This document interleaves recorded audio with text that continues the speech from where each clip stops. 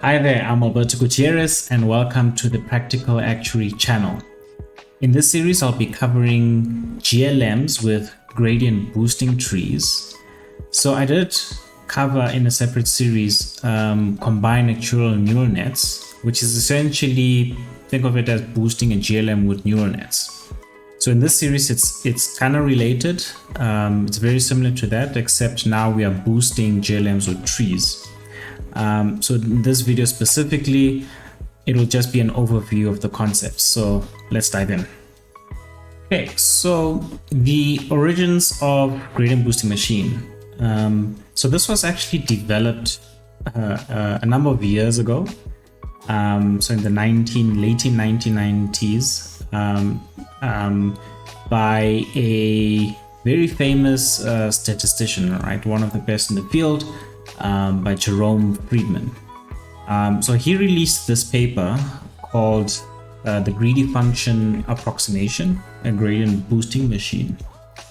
And essentially, was built upon previous work done by Freund, I think I'm pronouncing that properly, and Shapir, where essentially they were developing boosting methods. But essentially, Jerome Friedman came up with a gradient boosting sort of paradigm, or a new boosting paradigm that's based on a gradient descent, optimizing in a function space as opposed to parameter space. So this is where gradient boosting machine sort of originated from many years ago. It has become one of the top machine learning methods, just in general. For example, most Kaggle winners based on tabular data, gradient boosting machine tends to be quite up there. Okay, so what are gradient boosting trees? So I have a formula here, and essentially just breaking them down into components and to try and explain what gradient boosting tree does, right? So essentially, it's kind of like an iterative process where the predicted values, so the current predicted values, are based on the previous predicted values, right? Plus sort of a weak learner that's fitted on the residuals of the previous predictions. And then a learning rate is applied to that weak learner, and that becomes sort of the new predicted values. So essentially the weak learner is correcting the errors of the previous model, and it does this at each step, right?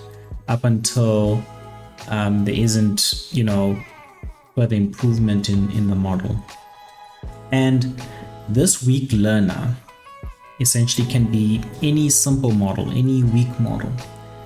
The one that's used the most is essentially regression trees, right? So you can fit a very small regression tree at each step, and what you end up with is a very powerful ensemble of models, once after X number of steps. Now, this weak learner that's fitted on the residuals of the predicted of the previous predictions is essentially, if you think about, you have a loss function, right? And you're trying to minimize this loss function here. And the way to minimize this loss function here is you can expand it using a Taylor expansion, so Taylor series expansion. And that can be up until the second degree, right? And you can assume that the third degree onwards is it's insignificant.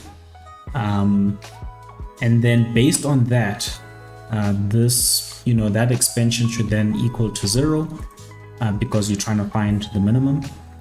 And then you solve for the function, right, to the age function. And the solution to that is essentially this formula here that I have, which is essentially the negative derivative of the loss function with respect to f. So it's this linear function here, divided by the second derivative of the loss function with respect to that same function. And you evaluate that based on the previous model, right? And yeah, so those would essentially be kind of like the new predicted residuals or new predicted values that's trying to predict the residuals based on the previous models. And yeah, and then this is just an iterative process, right?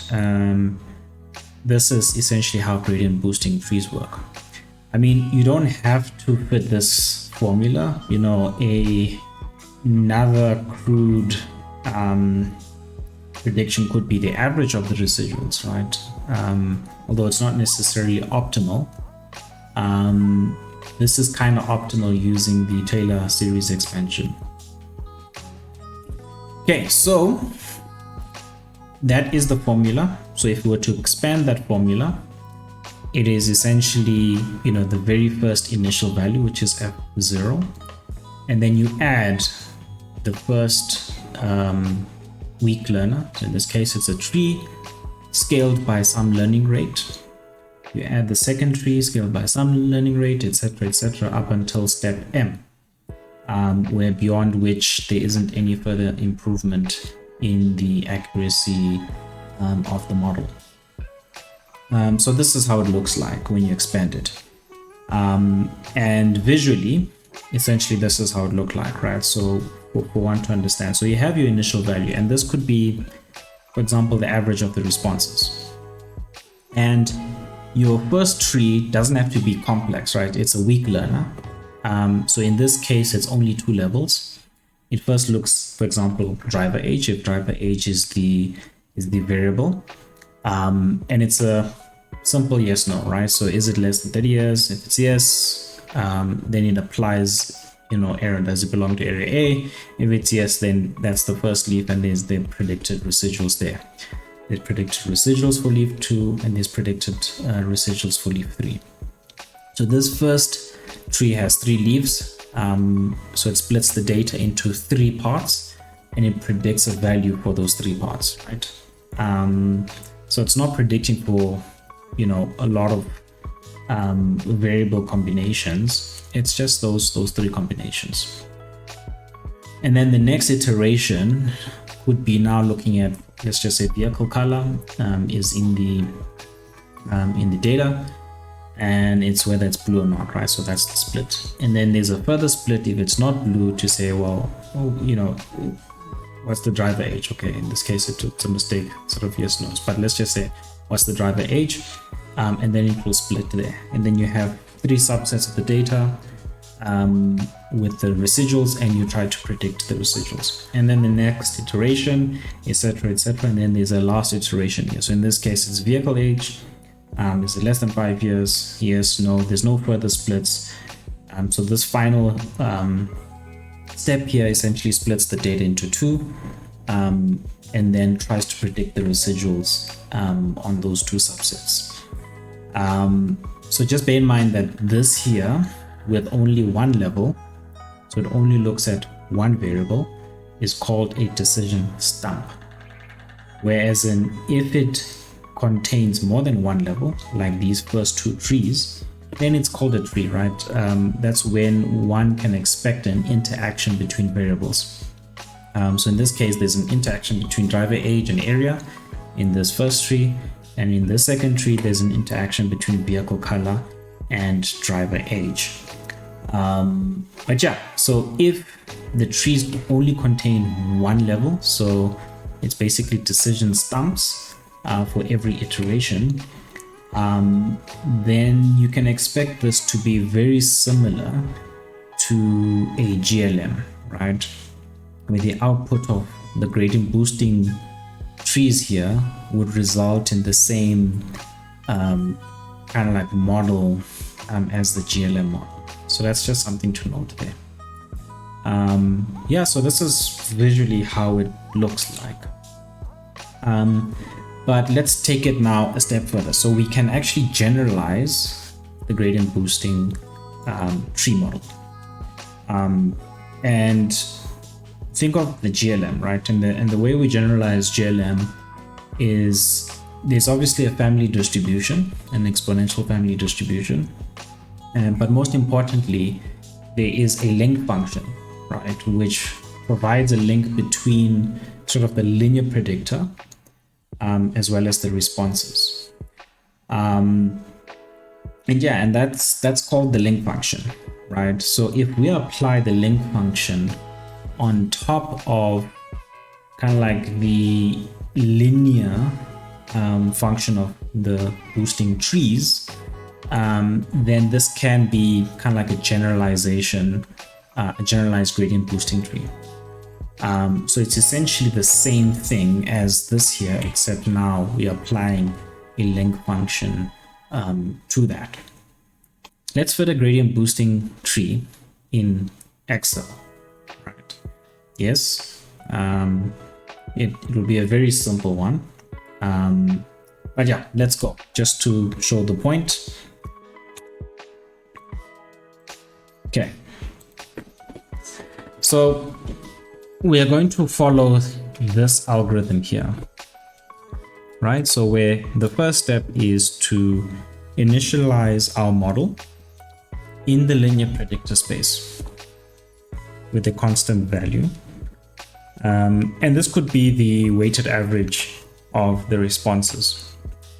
Of course, if you have a link function that is not an identity link function, then you have to apply the inverse link function to that average response, right? So that's step one. Step two is then doing sort of building or putting the boosting trees, the weak learners on top of the residuals. So the sub step one is firstly to compute the pseudo residuals, right, based on the initial model. And the pseudo residuals is essentially the negative gradient and of the loss function with respect to the previous model. So that's your pseudo residuals. Once you've computed your pseudo residuals, you then fit a weak learner, so in this case a decision tree, onto those residuals. And yeah, you basically then find your model called H at step M, so in this case step one, that fits the residuals well. Once you have found fitted the weak learner, you can then update your model, right? Which is essentially equal to the previous model plus this weak learner with the learning rate being applied to it. And you do this m times or up until there's no further improvement in the accuracy of the model, and you're done with step two. And then step three is essentially then you have your final model, but you begin to apply your inverse link function to that to then come up with the expected or predicted value. Okay, so this is me fitting a GBM, gradient boosting tree, in Excel. Okay, so this is my data set. Very simple. It's only got like 3 rows and there's only one variable, which is group. And really I'm trying to predict the number of claims, right? I'm obviously then standardizing that by the the exposure, which is the units of time from which the claims come out. So there are 100 units of time, and from the 100 units of time for group A, there are 23 claims, which then translates to about 23%. So and there's basically 0.23 per unit of time. So it's a very simple data set. If there are like thousands of rows and like, you know, a couple of variables, then it becomes very difficult to fit this in Excel. Yeah, you need to write hectic VBA, but I think it's better to just do that in Python. But just to show and illustrate how this works. Okay, now because I'm predicting or trying to predict the number of claims, it's really the positive integers, right? Or non-negative integers that I'm predicting. As a result, I'm assuming a Poisson distribution, which means then my loss function then is the Poisson deviance, right? And this is the formula for the Poisson deviance. And now that I have my loss function, I know what my derivative of my loss function with respect to f of x is. I have calculated it there. And then I've also calculated my second derivative, and that's the value there, which means that I have the formula now to essentially calculate my pseudo residuals. And I also have my formula to calculate sort of my weak learner prediction values. In this case, there's a non-optimal one, which is I'm just taking the average of the residuals, but I'm also there's also the optimal side, which is using the Taylor expansion approach, and I'm calling that the optimal weak learner that I'm fitting. And finally, my learning rate is 80%. Okay, so I start with my initial value, which is the weighted average of my responses. And in the linear predictor space, this is the value, right? Minus 1.8. So this is my starting point. Okay, so now that I have that, so this is my prediction, which is 15.3% for all, for group A, for group C, and group B and group C. Now I calculate, in the first step, I then calculate my residuals. Remember, this is my formula, which is essentially 2 times my actuals minus the predictions. And once I have my residuals, right, so I'll have residuals for non-optimal approach and my residuals for the optimal approach, so keep them separately. And in the end, I will show you how they compare with each other. Once I have my residuals, right, so I've computed my residuals there, I then fit a weak learner, which is a regression tree. So in this regression tree, it's essentially going to be a decision stump, but it's going to be 2 leaves, right? So I'm splitting the data into 2. So just a note here that it's not a true regression tree, so it's not an optimal split. To try and minimize the loss, the implementation here is just random split, right? So for example, in step 1, A and C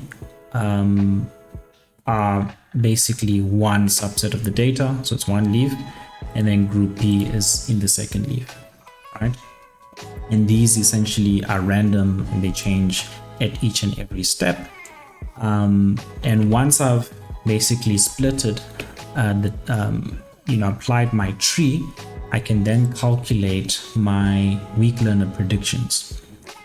So obviously the non-optimal is the average of the residuals, but then the optimal is using that function derived from the second degree Taylor expansion. So it's this function here. Yeah, so once I have that fitted my weak learner, I then update my model, which is then adding it to the previous model, but also applying the learning rate. And that's what I do right here for the non-optimal as well as the optimal. And once I have that, I then apply the inverse length function, which in this case, because it's a log length function, right? I'm applying an exponential function to those values, right? And then I have my new predictions. Okay, so I do this at each step, right? And I have 50 steps and I stop after 50, right? And what I do here is essentially then plot at each and every step. So step 1, step 2, step 3, all the way to step 50. What are my predicted values for group A? What are my predicted values for group B and C? So you can see here, the dotted lines here are the non-optimal approach, whereas in the solid lines are using the optimal approach. So I think one thing that you can see here is that both approaches, do sort of approach the actual predictions. So for example, group A and B, so both approaches tend towards 23% for group A, and then about 18% for group B, and around 10% for group C. But one thing to note here is that the optimal approach reaches the optimal predictions, right? The optimal model much sooner at fewer steps compared to the non-optimal approach. So that's essentially one observation that one can make here. And